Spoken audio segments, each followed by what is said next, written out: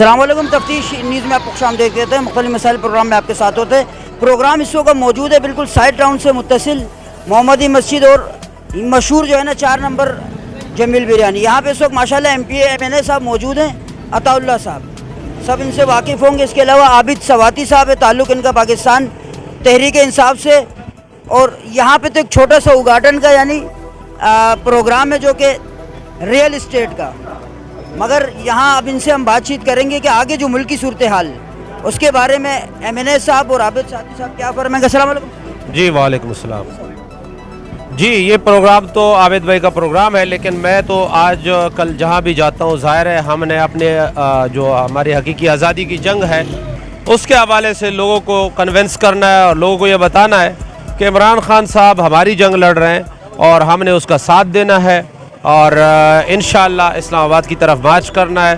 आज दोबारा से वो मार्च का आगाज़ हो चुका है और हम भी ये कोशिश कर रहे हैं कि अपने हलके से अपने ज़िले से भरपूर तादाद में मार्च में शरीक हो। तो आपका आखिरी मुलाकात खान साहब से कब हुई?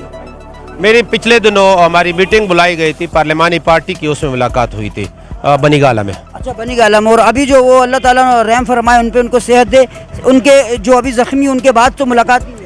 देखिए हम तो हर वक्त जाने को तैयार है, मुलाकात करने को ज़ाहिर है हमारे लीडर है, हमें बहुत अच्छा लगता है, लेकिन इमरान खान साहब का हुक्म है कि आप अपने हलकों में रहें और लोगों को तैयार करें। मुझसे मिलने से ज़्यादा मुझे इस बात का है कि आप लोगों को निकालें, इस्लामाबाद पहुँचे, उसके लिए लोगों को तैयार करें। आप तो माशाल्लाह MNA और ज़ाहिर है ओहदा भी आपके आगे लाए अमल आपका क्या? देखिए लाया अमल हमारा ये है कि जब एक तो सबसे पहले जो इमरान खान साहब पे हमला हुआ है उसकी FIR कटनी चाहिए। एक बात अभी तक नहीं कटी, अभी तक नहीं कटी और उसकी वजह आप सब जानते हैं कि क्या वजह है। दूसरी बात यह है कि मुल्क में नए इलेक्शन हो। ये जो मौजूदा हुकूमत है ये अमेरिका के रिजीम चेंज के ज़रिए लेके आए हैं, हम इसको नहीं मानते। नया मैंडेट आना चाहिए, लोगों की राय आना चाहिए, इसलिए कि मुल्क माशी तौर पर बड़ा कमज़ोर हो चुका है, हालात पूरे मुल्क के ख़राब है, लिहाजा नए इलेक्शन होने चाहिए।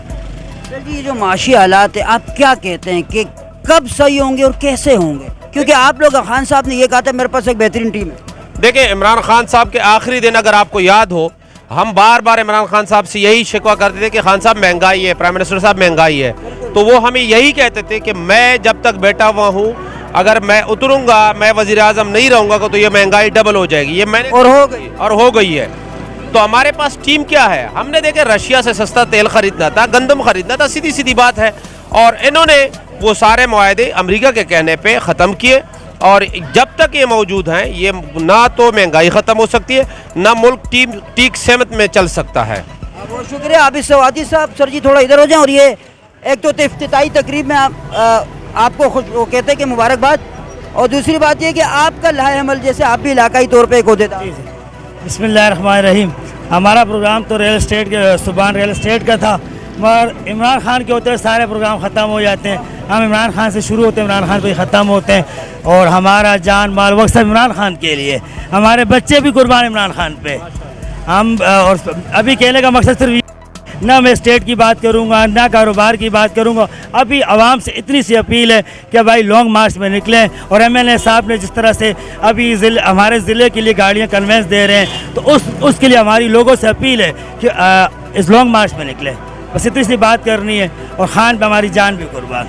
लॉन्ग मार्च का असल मोटिव क्या हो? इसलिए जो रजीम चेंज जो MNA साहब ने बताया, हकीकी आज़ादी है हमारी, उस हवाले से। जैसा कि आप देख रहे हैं माशाल्लाह MNA साहब यहाँ मौजूद है, आबिद सवाती और दीगर कारकुनाना भी गाए बगाए यहाँ जमा हो रहा है। अब आगे आइए देखते हैं कि खान साहब ने दोबारा जो मार्च के लिए, लॉन्ग मार्च के लिए, ज़ाहिर खान साहब लॉन्ग मार्च बोले या मिलियन मार्च बोले, अल्लाह के हुक्म से होता है। आगे देखते हैं कि ऊँट किस करवट बदलता है, क्योंकि मुल्क के जो हालात है वो सबके सामने, बेरोज़गारी बहुत ज़्यादा और महंगाई तो हद से ज़्यादा। बहरहाल हम दुआ गो रहेंगे कि अल्लाह सुब्हानहू व तआला इस मुल्क पे, गरीब लोगों पे, सब पे रहम फरमाए और जो अल्लाह सुब्हानहू व तआला चाहे कि जो अमल खैर का अमल हो वो यहाँ पे हो जाए मज़ीद। ऐसे प्रोग्रामों हमारे साथ रहेगा तफ्तीश न्यूज़ शहनशाह फ़ानी।